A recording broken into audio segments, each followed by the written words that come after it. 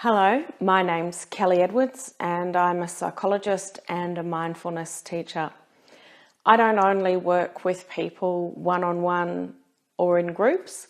I've also interviewed some very well-known people in my area, facilitated conferences and workshops in a corporate environment, and I know some really great strategies for being relaxed, alert and at my best.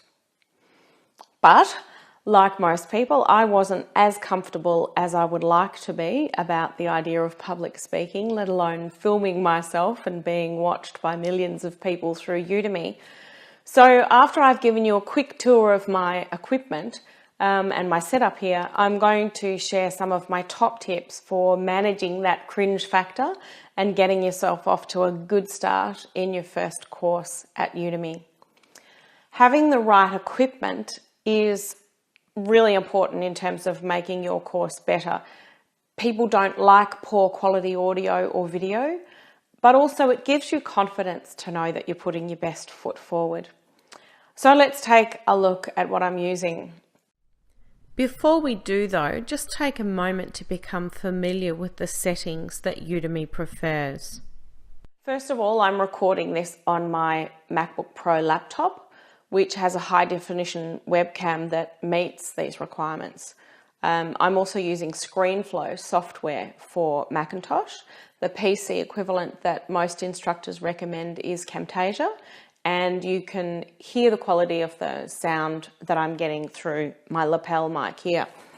I also use a blue snowball for when I'm recording off screen. I go up very close, so I have it sitting on the desk and I go up very close and there's a pop filter there for making the quality better. I've spliced in some slides from Keynote and you can also do the same thing using PowerPoint. There are loads of great courses on presenting skills on Udemy. So what are my top tips? Practice and teach something you know and love. Be kind to yourself if you make a mistake, relax and have some fun with it. You can always record again. Look straight into the camera and imagine the fascinated student that you are locking eyes with and smile warmly. Be yourself, share a little bit about yourself and up the energy level just a bit more than you would off camera. Good luck. I look forward to seeing your course.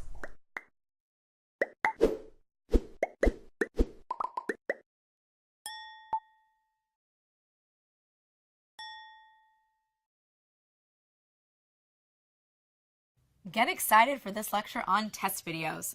Why? Because we're here to help you with your test video to make sure you're on the right track to creating your amazing course. Let's start out with the basics. What even is a test video? A test video is a super quick 1 minute or so video that tests out your camera work, your audio quality, and your lighting setup. This is where the Udemy team and other instructors in the Udemy studio will give you direct, personalized feedback to point you in the right direction. You can say whatever you want in your video. The content is not what we're looking at. Test videos are simply to make sure you have your video set up correctly. So you won't film your whole course and then discover that your camera actually wasn't set to the correct HD settings. If this sounds scary, don't worry. Once you've created this very short video, you can upload it into our test video tool. And one of our review team members will take a look at your video and send you some personalized feedback on how you're doing. Let's spend a few minutes to go over how exactly you'll upload your test video. After you've created your sample video, export it out of your video player. Then log into your Udemy account, go into your draft course, and click the button that says Test Video. That's where, you guessed it, you'll upload your video. Just click the blue button and upload away. Once the video has finished processing, we recommend you also share it to the Udemy studio by copy and pasting the link into the group. This is a great way to receive feedback from your fellow instructors, and let me tell you, the Udemy instructor community knows a ton about creating awesome videos. Once your video is uploaded, our review team will go over the video and see how it looks. Keep an eye out for an email letting you know your video has been reviewed. Once we've reviewed the video, just go back into your course and click on Test Video, and then you'll be able to see our comments. Don't be shy about responding if you have any questions about how to move forward with your course, or if you need any more help. It's a real person on the other end, we promise. Remember that you can submit as many test videos as you need at any step of the process. It's a great way to check in with our review team, and it's super fun for us to see your videos in progress. A bit of data before we continue to the next lecture. Instructors who upload test videos are more than 3 times more likely to publish an approved course than those who don't.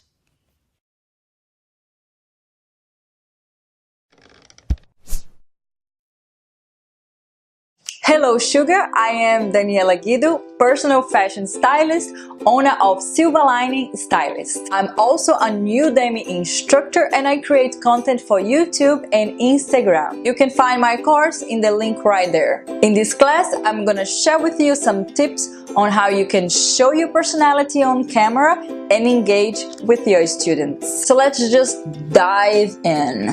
Tip número 1. Be real, but not creepy. Talk to your audience as if they were people that you just met at an informal dinner party, not as if they were your best friends. Be 100% you, but the way you would present yourself to potential friends. For example, I curse a lot with my close friends, but they know me and they love my sarcastic and dry humor. When I meet new people, I tell jokes, I keep my goofy style, I keep my sense of humor, but I just tone down a little bit the cursing and the sarcasm. Not because I am embarrassed about it, but because it can be overwhelming to throw every single aspect of my personality to strangers. Tip número 2. This is not a theater improvisation class, my friend. Be prepared. Be prepared.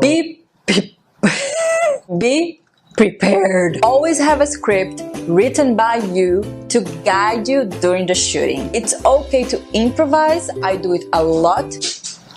I knew this house was haunted. But since you were speaking with a camera, it doesn't come as naturally as if you were talking to a friend. And then you ask, how can I possibly sound natural if I have a script? Do this. When you finish writing the script, rehearse it so you can feel and you listen if it sounds like you. Then fill the gaps with your own wordings, expressions, slangs. Tip número 3. It's not a bad time yet. You must make sure that your audience is entertained, otherwise they will fall asleep. Here are some tips to get their attention until the end of the video. Ask questions related to the topic, but also personal questions. For example, raise your hands if you have done XXXX. Tell them personal anecdotes, stories that are related to the topic. For example, I love to tell stories about my grandmother and our relationship with fashion. Tip número 4. Be respectful of your students. Be respectful of people's time and ears. The videos are not about you. It's all about making people feel heard and understood, meaning that you should be entertaining but within the topic. For example, I add a lot of comedy to my videos, but because I believe that my clients feel that the fashion industry can be very cold and intimidating. They love to learn about style and how to dress the best in a very relaxed and funny way. Everything that I say, there is a purpose, particularly the jokes. Tip número 5. Being a copycat is super lame. You might think that it's okay to go around and imitate someone else's style, but the viewers can feel that you are faking. It is so clear when someone is trying to be someone else, and then you won't be able to keep up for a long time. Instead, show the best version of yourself. Try it out, different ways to say things, and try to feel comfortable. Tip número 6. It can get awkward.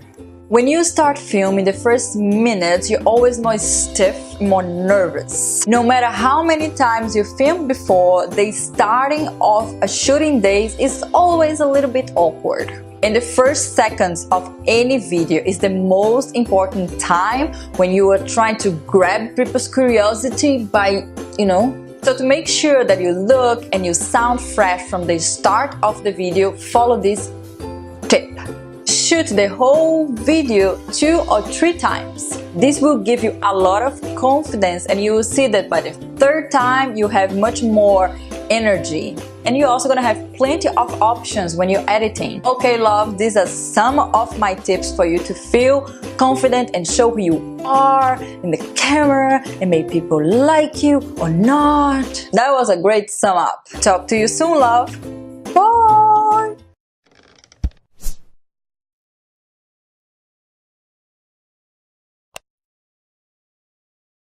The key point of this presentation is that delivery, the way you give your speech or presentation, is just as important as the content. The first point I would make is that you can use emphasis as a technique to really punch home a point you want to make. So you can drive home the emphasis you want to make on a particular word so that it really resonates with the audience. You can use inflection by ending sentences on a higher note or going down at the end of the sentence and really making the point very seriously. And by raising and lowering the pitch of your voice, you make it much more interesting to listen to. Pauses, dramatic pauses, are wonderful. Nothing succeeds like a good pause. You really get the audience in the palm of your hand, and they're at that point hanging on your every word. It's much more effective than speaking very quickly, because if you suddenly pause, then that change of pace and that gap makes them sit up and pay attention and wait to hear what you're going to say next.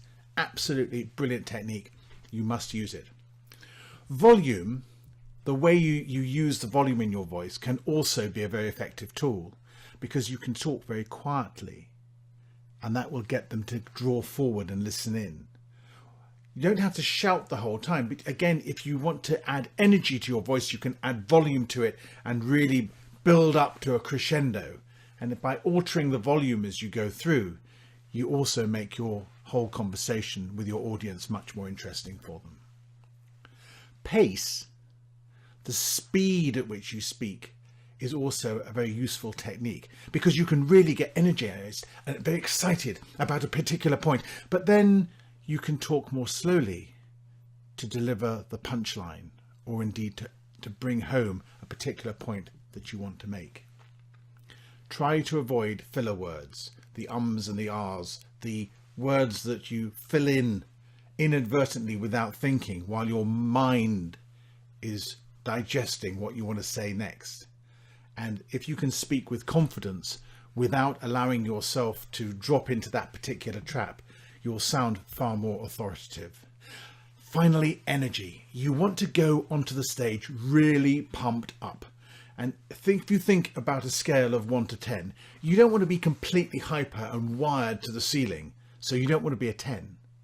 But equally, you don't want to be very unenergetic and very languid and slow and frankly very boring. So I aim for something around a 7, so I get the right balance between not being completely off my head and at the same time having enough energy to keep the audience interested and energized. So delivery is as important as content, and you should work on the style of your delivery when you're rehearsing to speak to your audience before you go into the lion's den.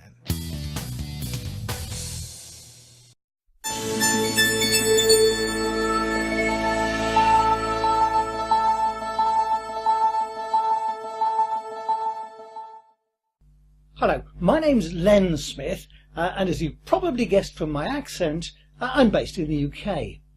Now, I've been a Udemy instructor for 3 years now, and I've just launched my 10th course.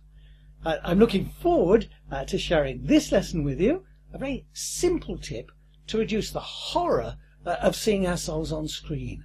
I hope you enjoy it. I hate my face. I suspect this might be the biggest single thing inhibiting people from appearing to camera.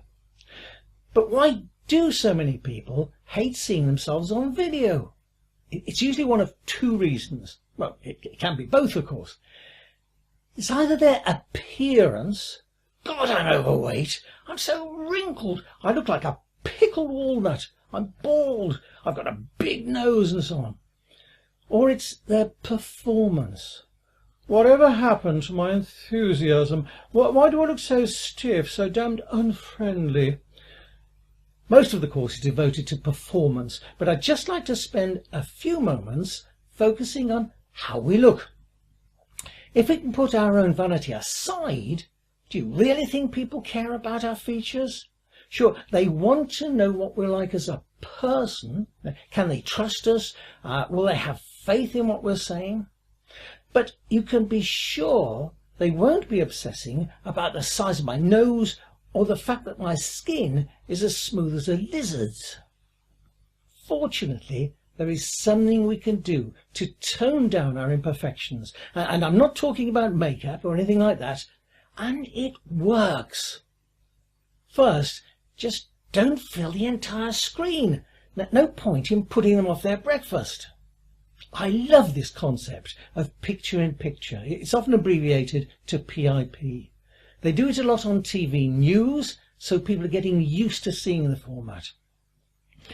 It gives us an opportunity to reinforce what we're saying with text and with images. And by shrinking the image of myself down to just a quarter of the screen, you're spared most of the horror.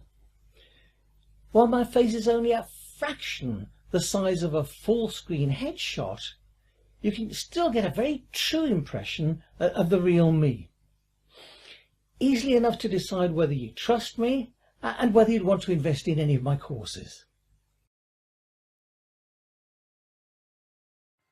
Even shrinking things down using PIP, we can still do ourselves a disservice if we use the built-in camera and we hunch over our computer like this, because the wide-angle lens ends up making us look like a gargoyle. Sit way back from the camera. That way, even if my picture-in-picture fills a quarter of the screen, sitting way back makes my face so much less intrusive. Large enough to convey expression, but not so big as to give the children nightmares. A second benefit is that a three-quarter shot includes my hands, and I'll explain why that's important in our next session. And when we look at how to use a teleprompter, you'll also learn that we need to be some way away from the camera to help hide the fact that we're reading a script. You see now why picture-in-picture combined with a three-quarter shot is such a fantastic idea. And it makes us look so much better. Congratulations! Once you've finished all of your course videos, it's time for you to move on to actually assembling your course. This will be a pretty quick lecture. After all, you've already created all of your course lectures, so now we'll just, well, put the pieces together. Think back a few lectures ago when we created your outline. Remember all of those sections and lectures? Well, when you were filming your course, you were filming along the guidelines laid out in your outline. So associating your content should be a breeze. If you added in a few lectures or ended up not including some, no worries. You'll just delete some lectures in your outline, create a few more, and you'll be good to go. In this lecture, we'll go over how to use Udemy's bulk uploader tool, how to associate the videos with your lectures, and some best practices to follow when assembling your course. So let's get right into it. First off, you'll want to download the Udemy bulk uploader. Just click on the link in the lecture description. Once you have that ready to go, drag and drop a few of your video files into the uploader. Let it run. Those videos are being uploaded. Once your videos are uploaded, you'll want to go into your draft course. Go into the curriculum and then into your first lecture. Click on Add Content, then select Video. Then, you're almost there, click Add from Library, and you should see all of your video files there waiting for you. Click on the file and you're good to go. You might see the option to add your videos from YouTube or Vimeo, so let me just touch on that for a second. If you have an example video from YouTube that you'd like to include in your course, that's fine. Let's say you're teaching a course on puppy training and there's a really funny video on puppy tricks you want to include as a bonus. Totally fine. For your real course lectures, however, you'll want to upload them directly to the site. Why? So they don't bring the YouTube ads with them, and so that students can use our learning tools while watching. After you've added your course videos to the lectures, you can go ahead and add in lecture descriptions and supplemental material if you're including them. Want to get a bunch of info about why lecture descriptions and supplemental material is so awesome? Check out the lecture description and supplemental material of this lecture.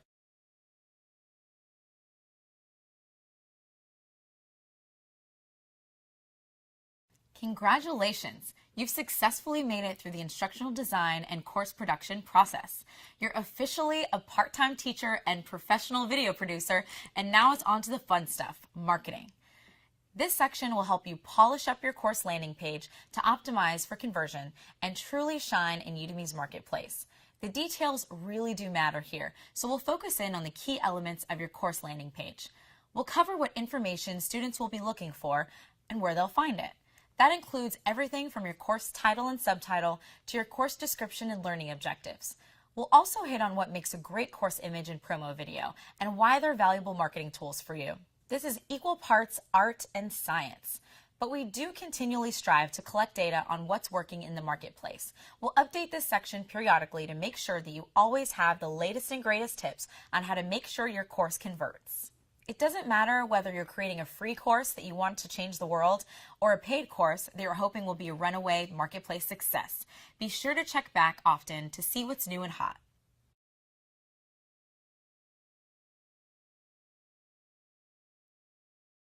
So here we are. Thoughtful, well-developed curriculum? Check. Carefully crafted and well-produced lectures? Check. A course journey complete with engaging supplementary materials and rich content? Check. And a marketing page that's professional, polished, priced up, and ready to pop? Check again. You've come a long way, baby, so congratulations. It's officially time to submit your course to be reviewed by our expert course quality team. Don't fret though. If you've been following along so far, you've got a real masterpiece on your hands. Our quality team will help you put the final touches on it and get it into the marketplace. Millions of students await, after all.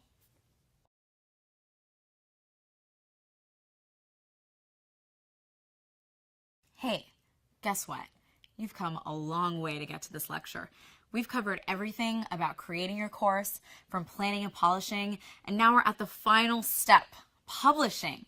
In this section, we'll go over what happens after you publish, how the Udemy review process works, and some bestseller strategies for promoting your course. As a little bonus, we'll also go over teaching tips for engaging with your students, as well as how to make changes to your course after publishing.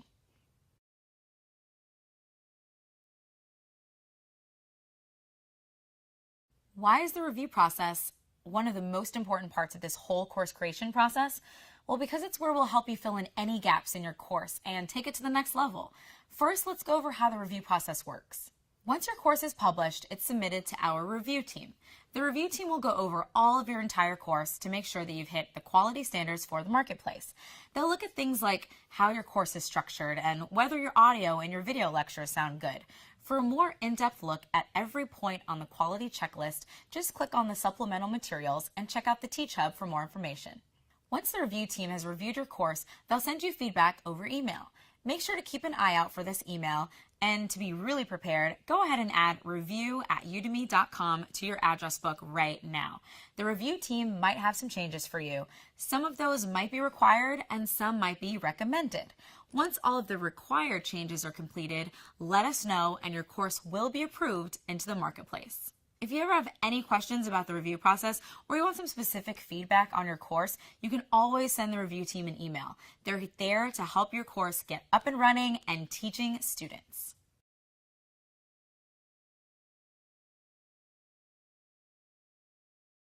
Teaching on Udemy is definitely not a spectator sport, but we're here to coach you to success. You'll also have the chance to learn from the latest successful marketing tactics employed by your fellow instructors, which we'll continually distill down and share with you.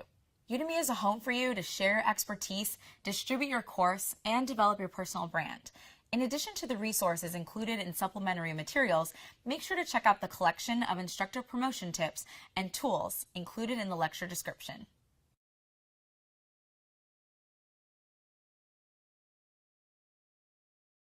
Once your course is approved, the fun part of being an instructor begins. Teaching, working with students. The Udemy platform offers a few different ways to communicate with students and make sure they stay engaged and active. We'll go over each in this lecture.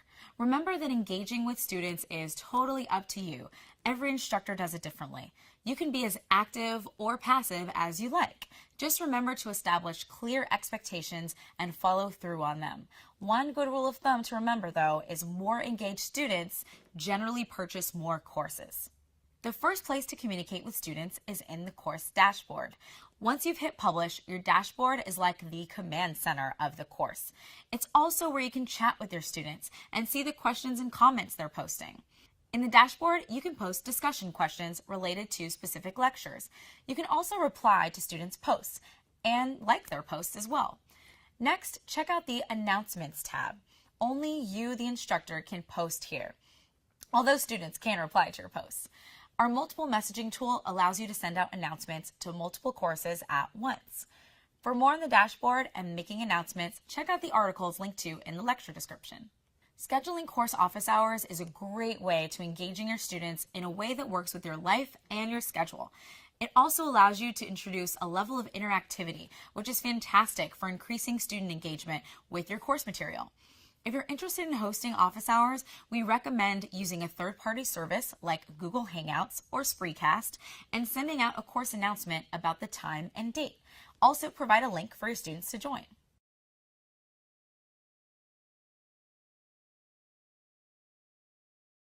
Making changes to your course is a great way to make sure your course always stays up to date and relevant in the marketplace. Adding in new lectures, updating existing ones, or incorporating student feedback into a whole new bonus section are all great ways of keeping your course current. Wondering how to actually make changes to a published course? Well, it's super easy. Log into your course and then hit Manage. You'll find yourself right back at your old friend, the Curriculum page. Here, you can edit lectures by clicking that little pencil icon. You can add new lectures and then drag and drop them to where they need to go. You can change the price or adjust the course summary or upload a new course image. You can pretty much change anything at all. As we've hinted at in past lectures, relying on insights from the instructor analytics section of your course is a great way to improve your course over time. See a lecture that has surprisingly low engagement? Give it a refresh. Or a section with extra high completion rates? Consider adding new lectures on that topic or even publishing a follow-on course to dive deeper into that topic. Your course is hardly static. It's a living, breathing, dynamic collection of awesomeness. So make sure you keep it fresh and lively. Your students will thank you.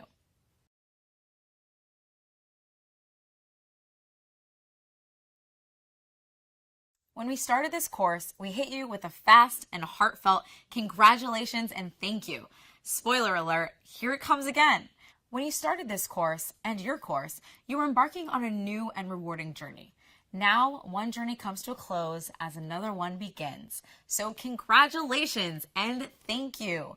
Congratulations on your commitment and devotion and on the awesome course you've built. And thank you from both the entire Udemy team and from all of the students that will be better for having found your course. We're excited to join you on the next leg of your journey. You're officially a Udemy instructor now, a real-life teacher. That may be old hat to you, or this may be your first time. Whatever the case, you're going to be great. You're also a part of a big and growing community of your fellow Udemy instructors that span the globe, so get excited. Be sure to take a look at the library of resources below, take full advantage of the instructor community, and reach out to us often. We're here to help, and we're rooting for you. So good luck and happy teaching.